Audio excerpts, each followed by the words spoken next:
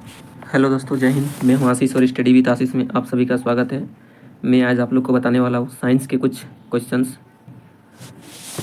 जो कि इसमें फर्स्ट क्वेश्चन है कि एक पार्सेक निम्नलिखित में से किसके बराबर है। एक पार्सेक निम्नलिखित में से किसके बराबर है, ठीक है। तो ये किसके बराबर है?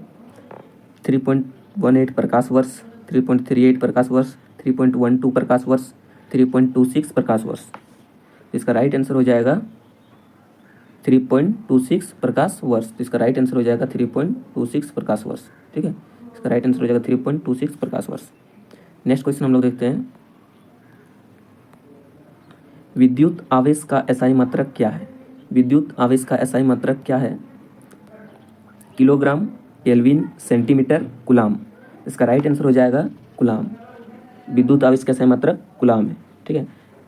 किलोग्राम ये मास का हो गया, केल्विन टेम्परेचर का हो गया, और सेंटीमीटर ये डिस्टेंस का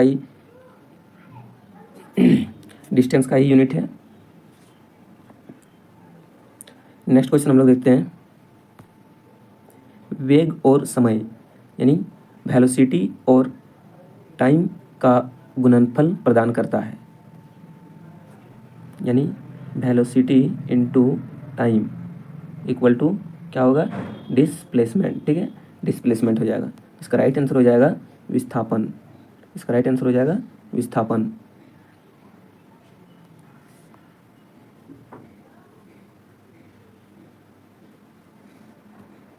इसका राइट आंसर हो जाएगा विस्थापन। नेक्स्ट क्वेश्चन देखते हैं हम लोग, उगता हुआ सूरज और डूबता हुआ सूरज किस रंग का दिखाई देता है? बहुत इजी क्वेश्चन है। उगता हुआ सूरज और डूबता हुआ सूरज किस रंग का दिखाई देता है? तो हम लोग जानते हैं कि लाल रंग का दिखाई देता है। किस रंग का? लाल रंग का दिखाई देता है। नेक्स्ट क्वेश्चन, एक हॉर्स पावर बराबर होता है, 1 horse power is equal to 1 horse power equal to 746 watt होता है, ठीक है। तो इसका राइट आंसर हो जाएगा ऑप्शन ये 746 वाट, ठीक है। पावर का यूनिट है वाट। नेक्स्ट क्वेश्चन हम लोग देखते हैं, एम कक्षा में शामिल हो सकने वाले इलेक्ट्रॉनों की अधिकतम संख्या कितनी होती है? एम कक्षा में, ठीक है। तो इस तरह हम लोग जानते हैं टोटल कितने कक्षा होती है, कितने ऑर्बिट होती है? 7, ठीक है। और कौन कौन सी ऑर्बिट होती है हम लोग देखते हैं कौन कौन सी ऑर्बिट है। एक के होता है, एक एल होता है, एम होता है, एन होता है, ओ पी क्यू, ठीक है।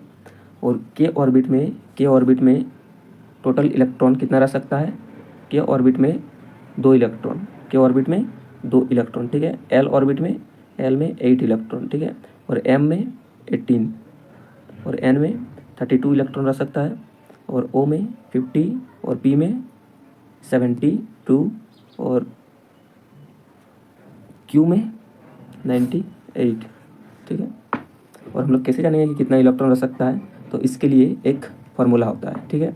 और ये जो फार्मूला जो दिया था, ये कौन दिया था? बोर बरी ने, ठीक है। प्रत्येक ऑर्बिट में कितना इलेक्ट्रॉन मूव कर रहा है, ठीक है, मैक्सिमम। तो उसके लिए फार्मूला होता है 2n स्क्वायर, ठीक है। एन यहाँ पे क्या है? ऑर्बिट, नंबर ऑफ ऑर्बिट, ठीक है। तो हम लोग के की बात करते हैं तो के क्या है? फर्स्ट ऑर्बिट है, एल सेकेंड ऑर्बिट है। तो उसी तरह यहाँ पे वैल्यू हम लोग पुट करते जाएंगे। अगर के ऑर्बिट का बात करेंगे तो यहाँ पे 1 हो जाएगा। एल ऑर्बिट में कितना इलेक्ट्रॉन रह सकता है? तो यहाँ पे दो पुट कर देंगे एन की जगह पर। तो इसी तरह हम लोग टोटल जितना भी ऑर्बिट है उसमें कितना मैक्सिमम इलेक्ट्रॉन होगा, इसी फार्मूला से हम लोग फाइंड कर लेते हैं।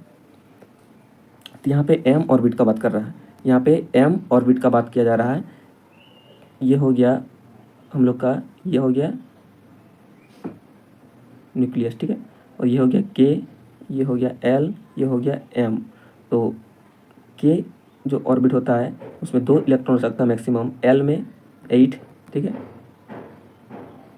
और उसी तरह एम में 18 हम लोग फार्मूला पुट करेंगे। जैसे एम, तो एम मतलब के एल एम, यानी थर्ड सेल है ये, के एल एम ये थर्ड सेल है, ठीक है। ये थर्ड सेल है K L M. m third shell है, तो इसमें कितना इलेक्ट्रॉन हो सकता है 2n²। तो n की जगह पर 3 पुट कर देंगे, 3 का स्क्वायर 9, 9 2 जा 18, ठीक है। तो वही पूछा रहा है कि m कक्षा में शामिल हो सकने वाले इलेक्ट्रॉन की अधिकतम संख्या 18, तो इसका राइट आंसर हो जाएगा 18। नेक्स्ट क्वेश्चन देखते हैं, किस तत्व में इसके बाह्यतम कोश में 2 इलेक्ट्रॉन होते हैं, यानी वैलेंस इलेक्ट्रॉन का यहाँ पर बात किया जा रहा है, ठीक है। वैलेंस इलेक्ट्रॉन बात किया जा रहा है और 2 इलेक्ट्रॉन।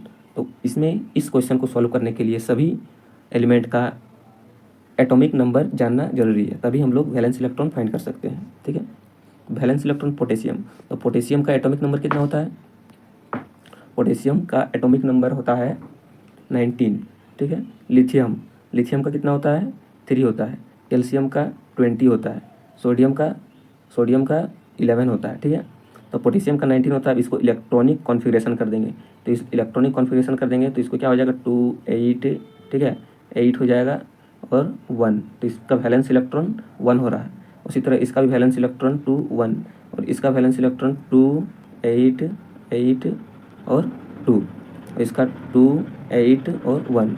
तो वैलेंस इलेक्ट्रॉन हमको पता चला कैल्शियम का 2 वैलेंस इलेक्ट्रॉन होता है, ठीक है। बाह्यतम कोश में 2 इलेक्ट्रॉन, इसका राइट आंसर हो जाएगा कैल्शियम।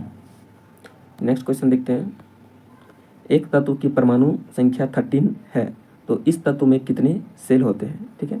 देखिए 13, अब 13 क्या है, एटॉमिक नंबर है, एटॉमिक नंबर। तो 13 एटॉमिक नंबर है, तो फर्स्ट ऑर्बिट में 2 इलेक्ट्रॉन हो सकता है, सेकेंड ऑर्बिट में 8, ठीक है, उसके बाद 18। तो यहाँ पे 2 और 8 10 हो गया और ये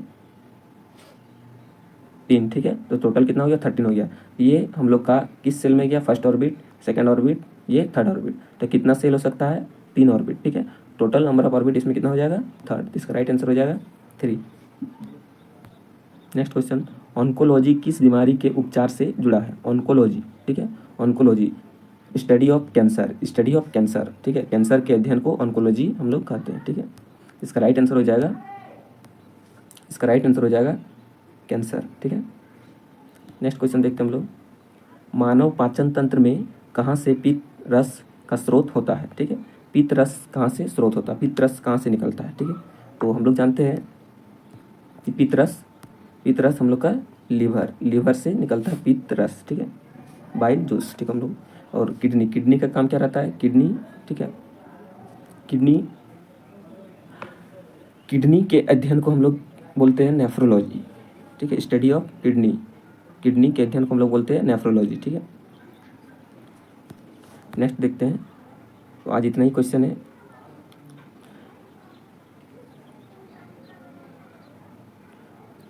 अगर क्वेश्चन अच्छा लगा, और सारे ये क्वेश्चन प्रीवियस ईयर क्वेश्चन है, एसएससी, रेलवे, एनटीपीसी, ये सब में पूछा हुआ क्वेश्चन है, ठीक है। तो क्वेश्चन आप लोग को अच्छा लगा तो वीडियो को लाइक, शेयर और सब्सक्राइब जरूर कीजिएगा। Thank you.